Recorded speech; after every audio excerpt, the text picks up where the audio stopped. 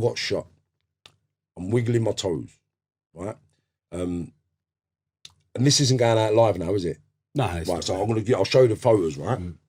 So basically, when I got shot, I thought, been shot. Never really thought much of it, yeah. But then basically, after I see these X-rays, I just thought, you know what? I'm meant to be doing something. Like it was a miracle. Like watch, I'll show you. And when you see it, you'll actually understand yourself, right? So look, I got shot. Yeah, we're gonna put this up.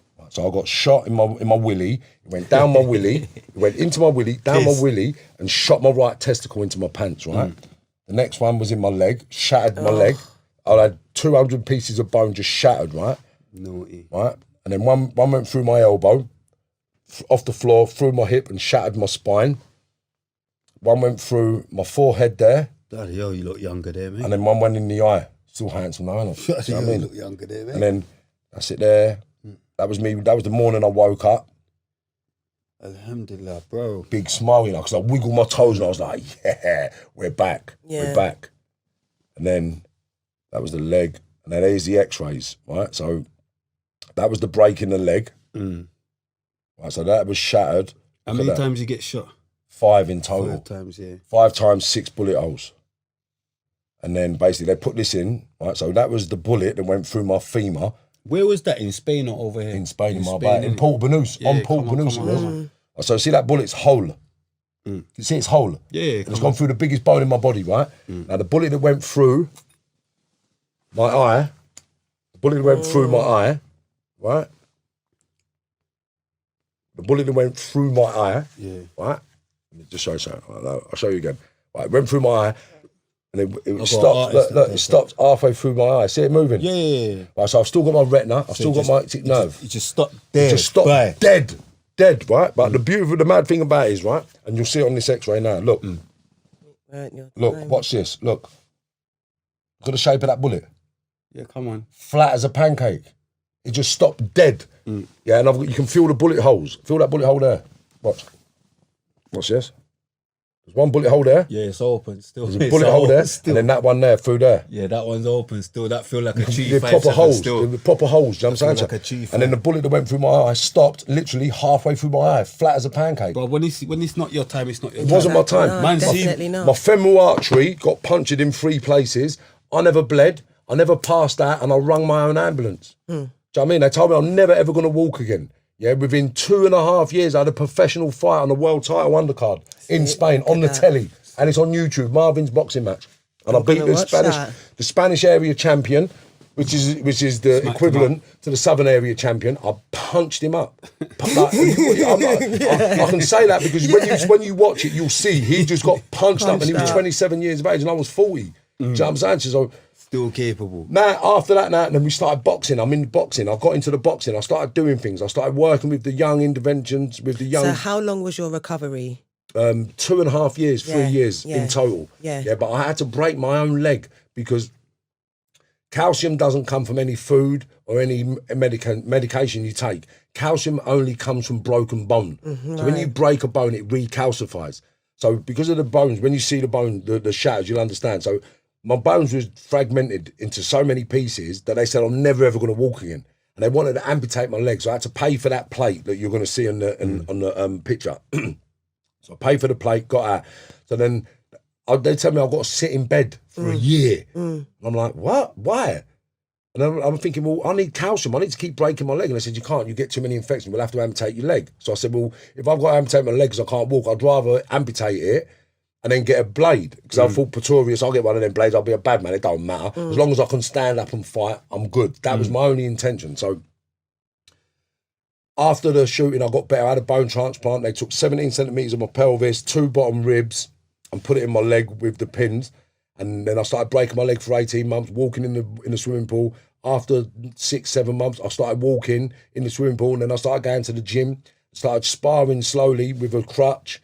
And then it just got better and better and better and better and better to the point where the chief of Marbella Police, who put on a show with Sergio Martinez, Manilva Martinez Productions, said to me, do you want to have a fight on our show? I said, yeah. So they cleared me to have an exhibition fight on the show because I was fighting all the top kick, K1, kickboxing and Muay Thai boxers in the gyms. Even though I've been shot up, I was putting them through their paces. I was outboxing really good fighters.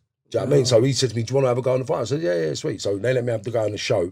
And then basically I had to go on the show. But prior to the show, we started the boxing club. And then we doing the boxing club. The boxing club got so big and busy that we had to move. And then we opened up MGM in the port. And then MGM got rebranded MTK. And then it's just become what it is through that. Do you know what I'm saying to you? And now MTK's gone on to be global. And that, prior to MTK, I was still in it, right? So coming up to the ending of my criminal sort of existence, what happened was I got nicked for that Dale Cregan. I'm building. Hey, he got one eye as well. Yeah, he got stabbed in Thailand, lost his eye in Thailand. Yeah. But prior to you got nicked for his thing. Yeah, I was Mr. Big in that case, innit? You're lying. Yeah, they said I've got him out of the country till he run out of money. Then he come back here. And because he come back here and shot the police officers, I'm a co-conspirator.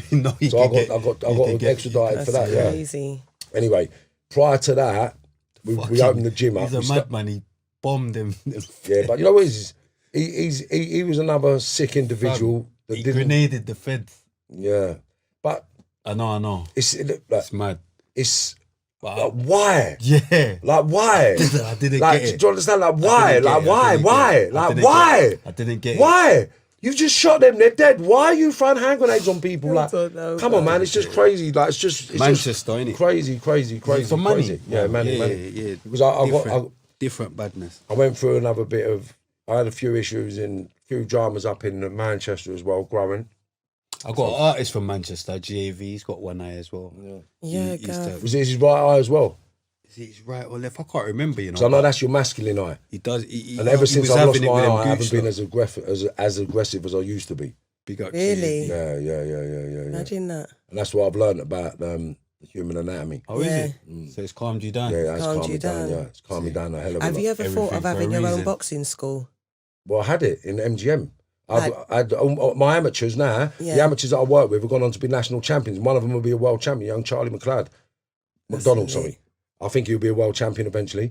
No, but there's a few of them. Big up Pat as well, Pat Barrett. Yeah, Pat, I'm seeing Pat next week. Oh, is it? Yeah, come on, man. That's family, that's man. my big bro, man. Yeah, but he's in charge of Zelfa and that. The left hook in boxing can be used in many different ways. One of the ways that former British, European and world title challenger Pat Barrett would use it would be to absolutely obliterate his opponents. So it's no surprise that his nephew Zelfa Barrett has been able to ultimately adopt the shot himself and make it his own. The fact that Zelfa throws the shot almost identical to his uncle Pat is credit to Pat's knowledge and teaching. If you watch both fighters, you will notice that the left hook is thrown not only with just the arm, as that is limited. The shot is thrown with the shoulder and there's emphasis on the hip movement as well. Pat teaching Zelfa this has allowed Zelfa to adapt the shot, whether that be to stop an opponent or to bring them onto the shot when boxing and moving. Yeah. I spoke to Pat last week. No, big him up, man. Yeah, big up their love for Pat and them lot, man. We've all grown, we've all been through some shit together, do you know what I'm saying? We've known each other for years. Man. So I've been connected all over the country because I'm basically from Liverpool. All my family is still in Liverpool. I mean, my dad was the only part of, I think, my mum's got 8 brothers and sisters combined. My dad had a load of brothers combined. And we were the only ones that come to London. Everybody, like my cousins, my nieces, my nephews, my second cousins, they're all living in Liverpool. Do you know what I mean? So I'm known in Liverpool, Manchester, Sheffield, Birmingham, because I've always been around them by hanging about my older brother and stuff like that. And then, so I was still, after I got shot, I was still in it. I was still that guy. Yeah, I know. And then basically up until the Dale Cregan thing, because the Dale Cregan thing was the thing that switched me off.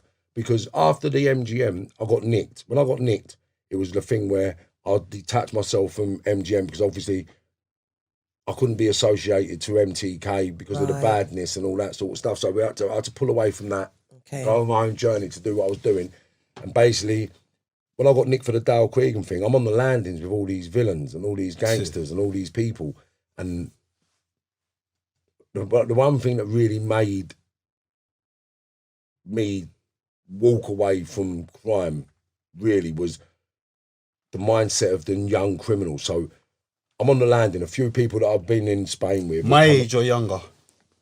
Both. Okay. Both, yeah. Yeah, we just... But I'll tell you why. Yeah, What's happened? What's happened? So now, basically, I'm on the landings. Now, a few kids that I was grafting with, right, and this is big dough graft. It ain't like silly dough graft. It's a big dough graft. So they've been nicked for a couple of 100 bits, couple of ton of puff, couple of 100 bits, 200 bits of sniff, 100 bits of brand. Like, they've nicked on big conspiracies, bird.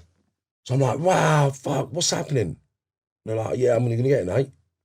Fuck off. I was like, what? What do you mean? And they're like, I'm getting an 8. I said, how? How do you know if you're getting an 8? You're fucked, bro. Where's the disclosure? Where's your evidence? He said, mate, I've made indication in the police station. I'm getting 50% off. They told me that I'm going to get a 16, but if I make early indication, I'm going to get an 8. I said, but you ain't even seen your evidence. You can go home. He said, I'd rather take the 8 in case I get the guilty. And that there just echoed. And every single major villain that was getting nicked had taken these deals. And I'm like, wow. So what happens, if I continue doing this, right, and someone gets nicked, and they get told, well, I'll give you 25% off if you tell us who sent it. Come on. Yeah, so that's a difference. I just thought, wow, they're not villains no more. Yeah. They're not villains. For my second sentence, bro, I done that though. I went guilty from the police station. It's peak, innit? That was intent to supply class A, bruv. They took me, I got nicked outside my bridge in Lashy's house. Sunny day, I was so pissed, yeah. They found me with a borer. Brought me back to the police station, strip searched me, but I didn't know how to bank, bruv. Like I remember one time I tried to bank a 8 ball, it wouldn't go up, bruv. Yeah, so I didn't know how to bank. Yeah, so everything proper virgin. proper Eden. Get me? So everything was cheats. Yeah, so I had better shots cheat. They took me police station, I strip searched. I squatted, all the shots come out. You get me? Bruv, I was so pissed. I was on road for about 6 months them time. Yeah, but that's because I know about Bird. I'm thinking. But that's you banged to rights and it's fell out. Bang to rights, bro. But what I'm saying, these people, there's no evidence. There's no evidence. Yeah, they didn't They've been nicked on a conspiracy. They didn't even try. Like you're nicked, right? There's no evidence yet. There's no evidence. There's phone calls. There's phone calls, yeah? Got disclosure. They've got nothing. And they're making deals to go to prison. I thought, wow, this is fucked. No, that was bang to rights. But they're walking around the prison like they're sensible. And I'm thinking, wow. This isn't it, man. So then basically, when I knew I was going to get it quick because I weren't involved in it. And then basically when I got out, it was either go back to that life I was living prior to the MGM and be that guy. Because I was doing other bits as well as cleaning my hands. And I was doing bits because in Spain it's legal to grow weed, but you're allowed to grow a certain amount of weed. So I was growing legal bits and pieces and selling a few bits and pieces just to get myself by. I weren't in it as I wanted to be in it. I was in it just to sort of pay the bills, pay for the house, pay for the kids, pay for whatever. Right? But I was still in it. But the justification that I gave myself then was that it's legal. Okay. It's legal here. Yeah. And as long as I don't deal with England, I'm good. So I've done what I had to do in Spain. Yeah. And then a couple of people I tried to help out. I sent a bit of grub home. That went pear-shaped. So I just thought, you know what, I'm paying too much money. How long you been back over here now? Since 2013, I got extradited. Okay. So 7 years. I think it was 011. We went. Yeah, 011, 012, wasn't it? Early 012. I think so. So I got nicked after all the parties in 012. Yeah. So... Yeah, you've been back for a bit now. Yeah, 7 years. 7 years. So what happened with that? So you was growing your bit and then... I was just selling a bit to get by. And then basically, the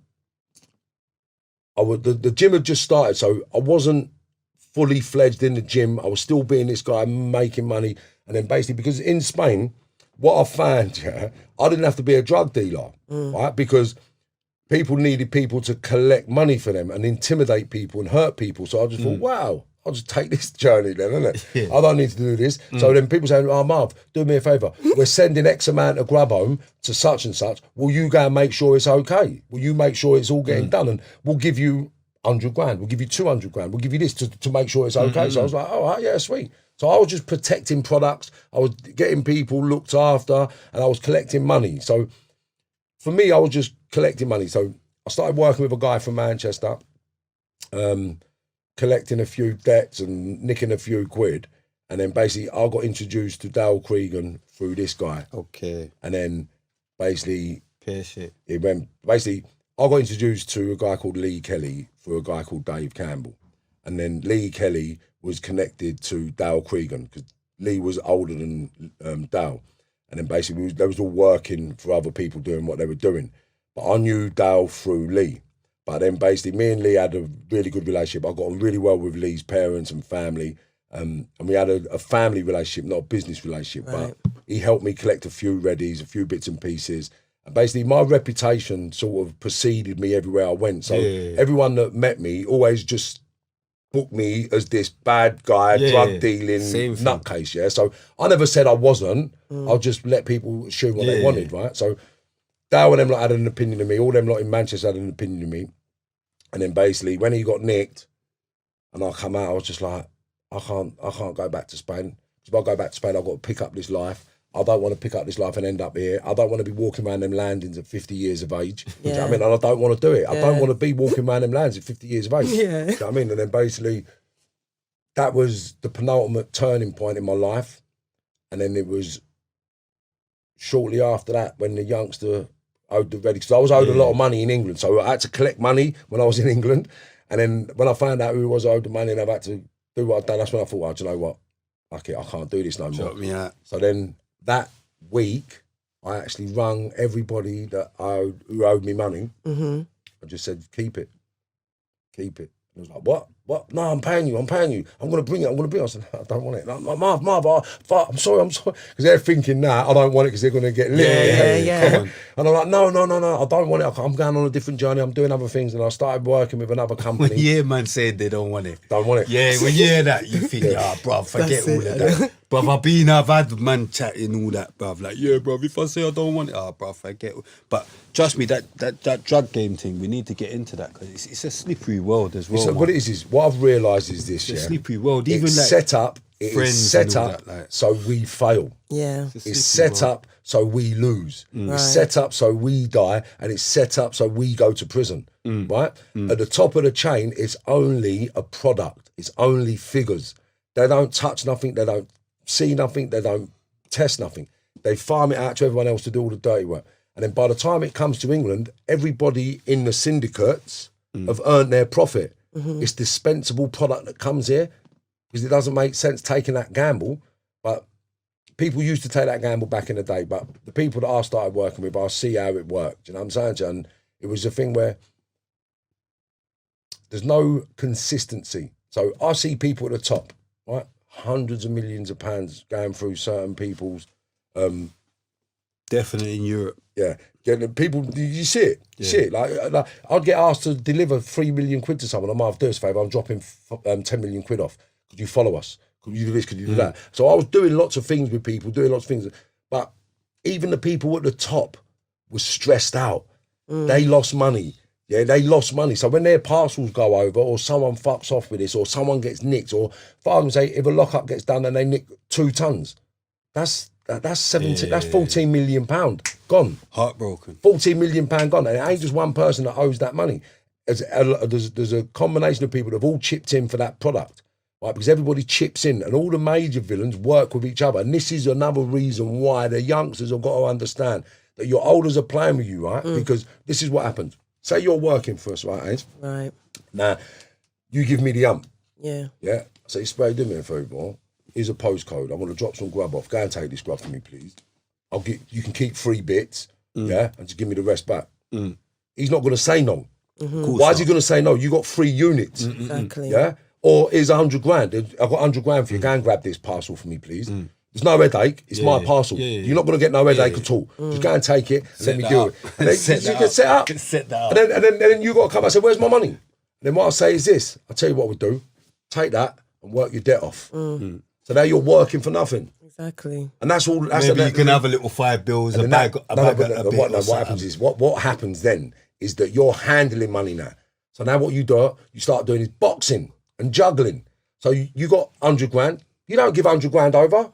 You give 80 grand over. I'm owed 20 grand. Yeah, give me some sort of grub. Do you know what I mean? Then you get grub off this one, grub off that one, and then you box. Peter to pay Paul. But the same way the kids do it on the street with the ants is, The big people do it with the kilos and the tons. Yeah. Do you know what I'm saying, Joe? Because even the South Americans do it. They'll tell you got to pay for your ton up front. And then when it goes over, they say, I'll tell you what, we'll send you another one, but we're going to send you 500 and you got to sell them for us. Yeah? Well, where you're paying $7,000 a bit in South America, they say, well, I'll tell you what, we'll give you 500, but you sell this 500 for us for 20 or 15. So they've doubled or quadrupled their money or trebled their money. So they're happy. So they let work go over. So you owe them. So it's all that game. Everyone's finessing everyone. That's why I can't be in it. Yeah. Because no one's growing where they should be growing. And then I started having it with straight people, right? Workers, right? They're worth millions, hundreds of millions. I said to this guy one day, how the fuck do you get your money, bruv? He went, start just selling companies. I'm like, what do you mean? He said, well, start a company, you grow the company, you get the company to a level, then you put it on the stock market. Simple. I was like, how? And then he tells you what, like, you sell a product that everybody wants, you market it in a way where everybody needs it, and then it's worth a value. Once it's worth a value, you sell it and hold a small percentage. So for argument's sake, I'll give you a prime example. Watford Football Academy, USA. Right? I'm going to put it out there right now. I've got 20% shares of that. Right? I've got 20% shares of that right now. Because that was a football academy I set up with my partner, Robert Eason. Yeah, it's called Time Out Soccer. And then Watford have bought into it. And then it's gone Watford FC.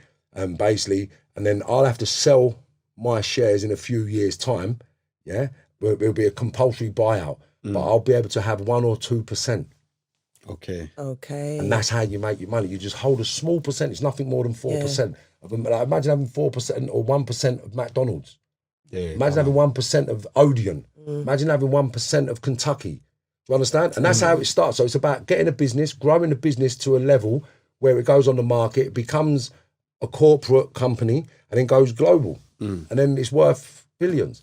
And every company has the basis to do that. Because you know what it is, bro? Obviously, like, that was just a quick interview, but I really want you lot to check out Marv's story on James English. That sick. Yeah, I've got that sick. Yeah? Go on. If you Make go on, sure you check out his story on James English. you don't even have to go on James story. English. James English is No, obviously subscribe to your thing. really go on Marvin Herbert. Subscribe to your thing. Yeah, because everything is on there. Because I'm going to say that after. Subscribe to your thing. 100%. the James English interviews. Everything. That one, I just like that one.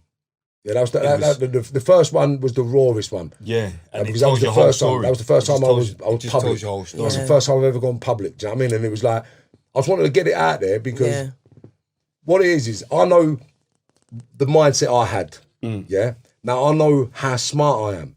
I know how intelligent I am, and I know how sort of capable I am to achieve greatness. Right, but I just had the wrong product. I see Quincy's one as well. I like that one as well. Yeah, come on, everyone's on the same thing because we've realised now we've all wasted our lives. We've literally wasted our lives chasing a myth. Do you know what I mean? To be like who? The geezer that's still on the fucking plot. He's still there. Yeah. Why do I want to be like you? Do you know what I mean? You're still there, bruv. You're still chasing. Like, even the biggest gangster families in London are still in the ends selling drugs, committing crime. Why? Because they can't make the money to get out. Yeah. You can't. It's a myth. It's a myth. It's a myth. It's a myth. I can't help it. It's a myth. The gangster